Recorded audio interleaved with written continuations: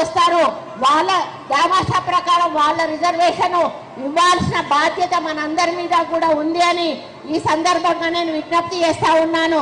మరి ఈ రోజు మన హైదరాబాద్ లో టిఆర్ఎస్ బిఆర్ఎస్ కవిత మరి ఈ రోజు నేను పార్టీ నుంచి బయటకు వస్తా ఉన్నా, బిఆర్ఎస్ పార్టీతో నాకు సంబంధం లేదు అని ఆమె ధర్నా చేస్తా ఉన్నది. ఆమె ధర్నా చేయడం అనేది ఒక జోక్ అని చెప్పాలి. మనకి ఇది ఒక పెద్ద మరి ఈ సంవత్సరానికి ఒక పెద్ద జోక్ అని చెప్పాలి. ఎందుకంటే 2004 తెలంగాణ వచ్చినప్పుడు నేను టిఆర్ఎస్ పార్టీ ఎమ్మెల్యేను 4వసారి గెలిచిన. మరి ఆ రోజు నాకు మంత్రి పదవి ఇవ్వలేదు. ఒక మహిళగా ఆ రోజు కవిత మాట్లాడలేదు.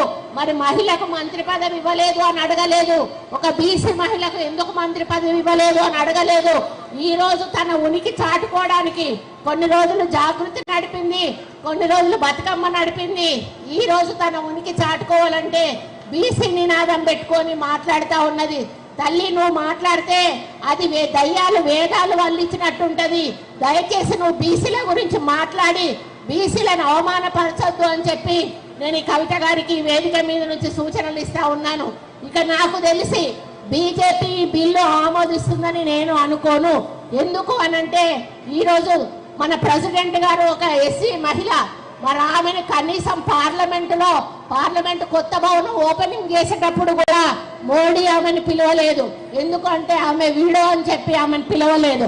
మరి ఎక్కడైతే అయోధ్యలో రాముడి గుడి ఓపెనింగ్ ఉందో అక్కడికి కూడా ఆమెను పిలవలేదు.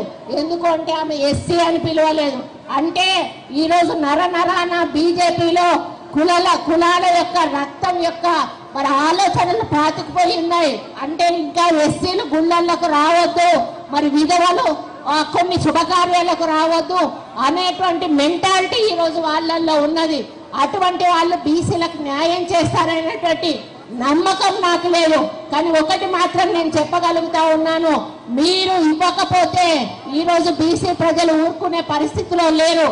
మీరు నల్ల చట్టాలు ఏదైతే రైతుల పేరిట తెచ్చారో అవి విత్డ్రా చేసుకునే వరకు పోరాటం ఎలాగైతే కొనసాగిందో ఈరోజు బీసీ 42% రిజర్వేషన్ మీరు దేశవ్యాప్తంగా అమలు చేసే వరకు కూడా మా బీసీల పోరాటం కొనసాగుతుంది అని చెప్పి ఈ సందర్భంగా నేను విజ్ఞప్తి చేస్తా ఉన్నాను.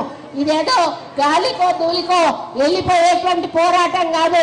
శతాబ్దాల కాలంగా బీసీలకు రిజర్వేషన్లు లేవు.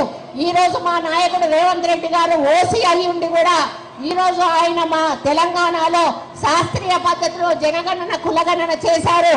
అదే పద్ధతిలో అన్ని రాష్ట్రాల్లో కూడా జనగణన కులగణన చెయ్యాలని చెప్పి సుప్రీంకోర్టు ఈరోజు ఆదేశాలు ఇచ్చింది. సెప్టెంబర్ ఆఖరిలో గల లోకల్ వార్డు ఎన్నికలు నిర్వహించాలని కూడా ఈరోజు ఆదేశాలు ఇచ్చింది. అయినా కూడా మరి నిమ్మకు నీరెత్తినట్టు ఈరోజు బీజేపీ ప్రభుత్వం చేస్తున్న మొండి వైఖరి మరి మనం ఎదుర్కోవాల్సిన అవసరం ఉందని కూడా ఈ సందర్భంగా నేను విజ్ఞప్తి చేస్తా ఉన్నాను. మీరు బీసీలను కానీ మరి అణగదొక్కే ప్రయత్నం చేస్తే